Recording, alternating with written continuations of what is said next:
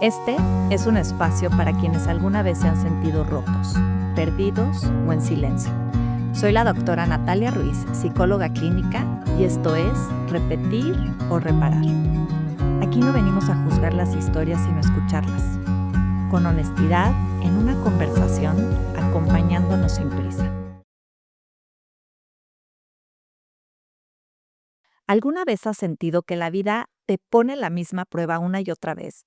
Es decir, distintas personas, distintos escenarios, distintas historias, pero al final el mismo vacío, la misma herida y sobre todo la sensación de que las cosas acabaron igual. Bienvenidos. Hoy no te hablo como psicóloga, sino como alguien que también ha repetido historias. Este episodio no es para que entiendas nada, es para que te escuche la parte de ti que lleva años pidiendo ser vista.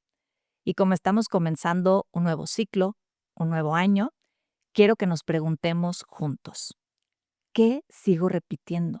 ¿Y qué estoy por fin listo para reparar?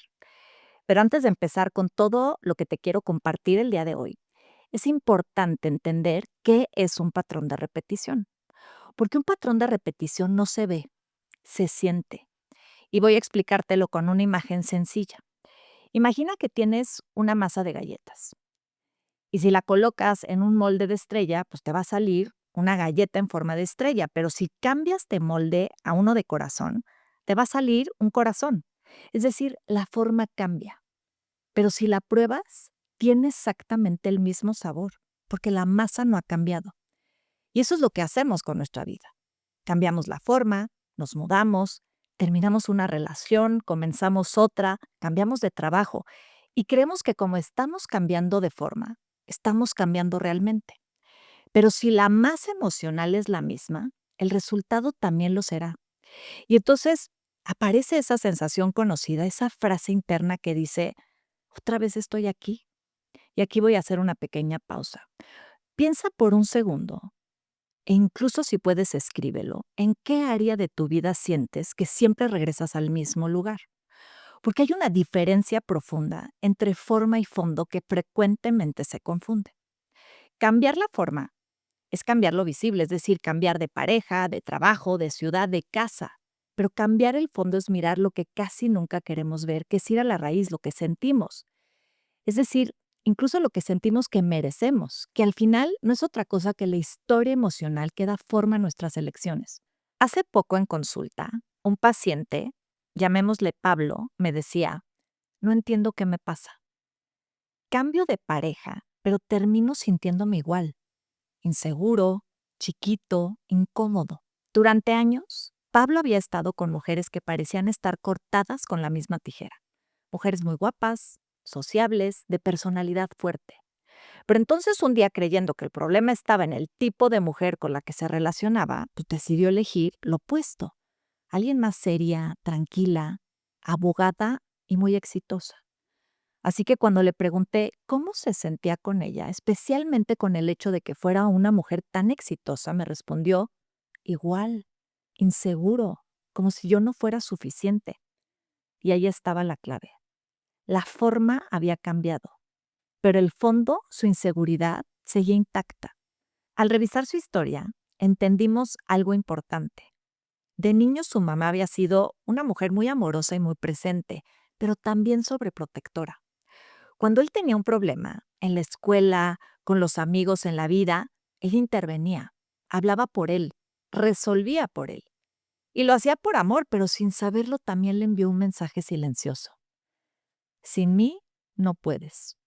Y Pablo creció buscando mujeres fuertes, no por casualidad, sino por lealtad a ese guión interno. Yo soy quien necesita ser protegido. Es decir, el molde cambió, pero la masa no. ¿Te das cuenta? No importa si cambias de contexto, de pareja o de camino, si tu emoción de fondo no cambia, tu historia seguirá buscando repetirse. Y eso no pasa para castigarte. Pasa para darte otra oportunidad de mirarla con conciencia. Y entonces viene la inevitable pregunta, ¿por qué repetimos? Nos gusta pensar que repetimos porque no aprendemos o porque nos hace falta fuerza de voluntad, pero no, repetimos por razones mucho más profundas. Primero, porque el inconsciente no busca lo bueno, busca lo familiar, aunque duela. Es un impulso natural del inconsciente. Esto quiere decir que todos repetimos, porque nuestro inconsciente busca lo que siente cómodo, como en casa. Segundo, porque en el fondo tenemos esperanza. Esperanza de que esta vez la historia termine diferente. Que esta vez alguien no se vaya, que esta vez sí me elijan, que esta vez nos abracen como no lo hicieron antes o nos miren, que esta vez duela menos. Y tercero, porque repetir duele menos que recordar. Recordar nos enfrenta con lo que no pudimos controlar en otro momento y repetir extrañamente nos da la ilusión de control. Ahora sí, yo decido, pero la repetición no repara. Lo único que hace es perpetuar, refuerza nuestra herida. Así que quiero que respires hondo y te preguntes en este momento, ¿qué estoy repitiendo para no recordar? Porque si queremos reparar, tenemos que ir más allá de la forma y mirar la masa. Aunque sé que muchos en este momento están diciendo, pero si no me acuerdo de nada, ¿cómo voy a saber qué es aquello que no quiero recordar? Lógico, es imposible que recordemos todo lo que nos pasó en otro momento, pero el cuerpo sí lo recuerda. Y la forma en cómo se acuerda es a través de sensaciones. Así que en este momento quiero invitarte a que mejor pienses en esa sensación que repites una y otra vez. Rechazo, abandono, de que tal vez te están criticando, la sensación de envidia, porque esa sensación que se repite una y otra vez es la clave de que algo se quedó atorado en tu cuerpo. Y la cuarta razón, y creo que esta nos va a ayudar para que lo tengamos más claro, la razón más importante de por qué repetimos es que repetimos lo que nos cayó mal.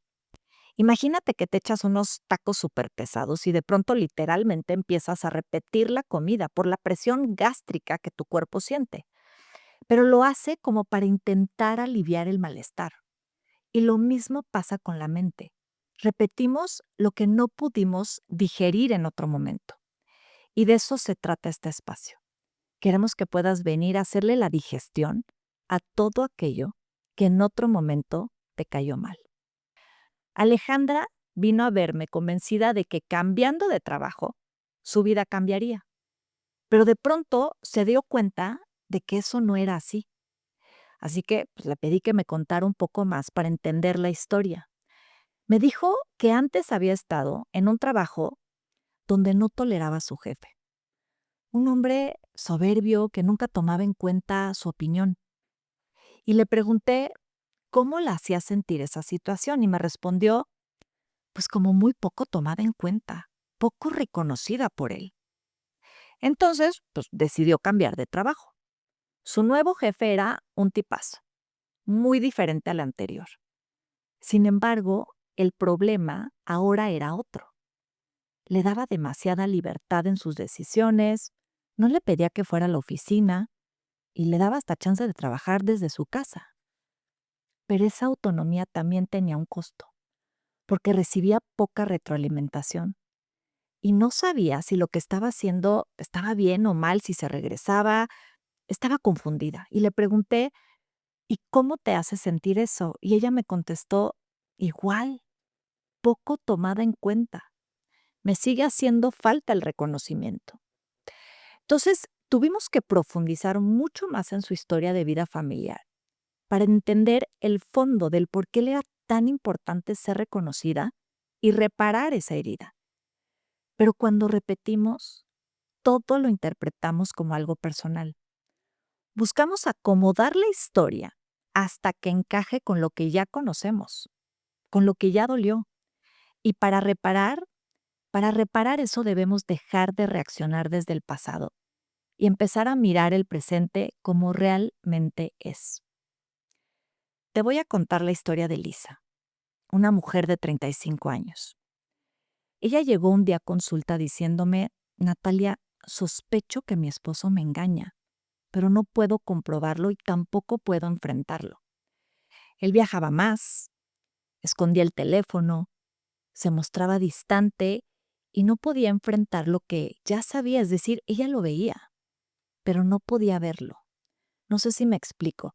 Algo en ella se negaba a aceptar lo que era evidente. Y no tardamos en descubrir que el conflicto no estaba en su esposo, sino en su memoria, en su infancia. Cuando Lisa tenía 13 años, vio a su papá besar a otra mujer frente a su casa. Esta mujer tenía un niño chiquito que a su vez le llamaba papá al papá de Lisa. Ella lo observó desde la ventana, paralizada, desnuda ante una verdad que no pidió ver. Cuando su mamá regresó, porque había estado unos días de viaje, buscó consuelo y de cierta manera contención, así que tomó valor y le contó lo que había visto. Esperaba un abrazo, un consuelo, una verdad así compartida era para ser escuchada y sobre todo validada. Pero su mamá le dijo, no digas tonterías, Lisa, tu papá jamás haría algo así. Ese día algo más que su confianza se rompió. Se rompió su percepción, porque no fue solo que su mamá no le creyera, fue lo que le enseñó con esa frase, a dudar de su propia percepción. Aprendió que lo que ve, lo que siente, lo que intuye, no es válido. Y así, para sobrevivir, su mente se desconectó de su intuición. Porque cuando alguien que amas te dice, eso que viste no pasó, aprendes a no creer en lo que sientes. Aprendes a desconectarte de tu intuición. Pensar que lo que ves tal vez no es real. Y así el cuerpo aprende a sobrevivir desde la negación. Años después, cuando su esposo empezó a esconderse, su cuerpo sabía la verdad, reconoció el patrón, pero su mente la negaba, porque mirar la verdad implicaba revivir aquella escena de los 13 años. Y en definitiva, negar en ese momento era mucho más seguro que recordar. Hasta que un día la vida le enfrentó sin anestesia, porque ese día su camioneta no servía y necesitaba llevar a su niña a la escuela. Y se le hizo mucho más fácil tomar las llaves prestadas del coche de su esposo. Y de pronto entró al coche y vio 2 vasos de Starbucks. Uno con restos de un café expreso cortado, que es generalmente lo que tomaba su esposo, y el otro tenía pintura de labios rosa, pero además traía un nombre, Isabel. En ese instante Lisa no solo vio la infidelidad, vio su vida entera. Vio que llevaba años repitiendo la misma escena, intentando evitar el dolor que en realidad llevaba intacto desde los 13 años. Y lloró, pero ya no como una víctima, sino desde la mujer que estaba lista para reparar. Y es que comprender no es aceptar. Durante meses Lisa llegaba a mi consultorio y me decía, yo entiendo por qué mi mamá no me creyó, sé que ella también tenía miedo. Pero comprender es mental, pasa en la cabeza. Aceptar es corporal. Sí, comprender es el principio hacia la reparación, pero no necesariamente sana. Aceptar abre la puerta, porque aceptar es dejarnos de justificar. Aceptar es reconocer sin resistencia que así fueron las cosas. Así fue. Y además me doy cuenta de que hoy, después de mucho dolor, puedo ver que no cambiaría un pelo de cómo fueron las cosas, porque así tenían que ser, para que yo hoy pueda ser quien soy. Y desde ese lugar comienza la reparación, porque reparar no es olvidar. Reparar es dejar de luchar contra lo que ya ocurrió y mirar la herida con ternura y compasión, que es justamente lo que Lisa logró hacer. Todos repetimos. Repetimos historias, emociones, reacciones, y lo hacemos porque de alguna forma es nuestra manera de protegernos. Pero llega un punto, uno solo, en el que el cuerpo ya no quiere protegerse, quiere liberarse. Y ahí aparece la reparación. Reparar no es buscar culpables. Reparar es hacer un espacio. Mirar la herida con valentía y decirle, ya no necesito esconderte más. Y esto requiere de darnos permiso de sentir lo que antes no pudimos. Y en ese proceso descubrimos que el dolor no viene a lastimar, en realidad viene a revelar. Quiero que por unos segundos, si te es posible, cierres los ojos o bajes la mirada Respira hondo, suelta los hombros, suelta la mandíbula y piensa en este último año de tu vida. ¿Cuál fue la emoción que más se repitió? ¿El enojo? ¿La tristeza? ¿La culpa? ¿La vergüenza? ¿La ansiedad? ¿El miedo? Cada emoción trae un mensaje. El enojo pide límites. La tristeza pide duelo. La culpa pide lugar para ti. La vergüenza pide conexión. La ansiedad pide presencia. Quizás ha cambiado el molde, has cambiado la reacción, ya no explotas, pero ahora te desconectas. O tal vez ya no sientes envidia, pero eres un experto destruyendo los buenos momentos del otro. Ya no te avergüenza hablar de tus errores, pero juzgas más a los demás. Es decir, el molde cambió, pero el fondo sigue intacto. Y eso no es un fracaso, es una invitación.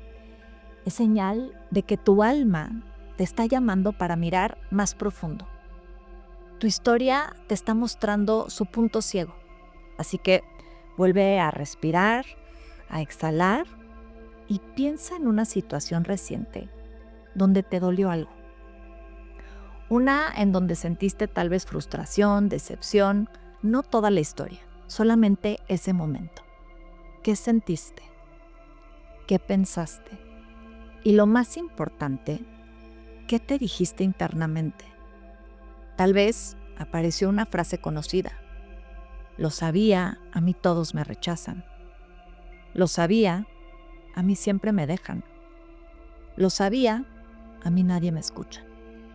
Esa frase es tu masa, la historia base. Ahora escríbela mentalmente. Lo sabía, a mí, y respírala. No la corrijas, solo reconócela. Esa frase te ha acompañado por años y la vida te lo ha ido mostrando una y otra vez, no para castigarte, sino para que la transformes. Pregúntate, ¿sigue siendo verdad hoy o solo sigue siendo familiar? Y si sientes que ya estás listo o lista, puedes decirte a ti mismo, gracias por protegerme con esta historia, pero ya no la necesito más. Respira y suéltala con una exhalación fuerte. La masa de tu galleta representa lo que sientes.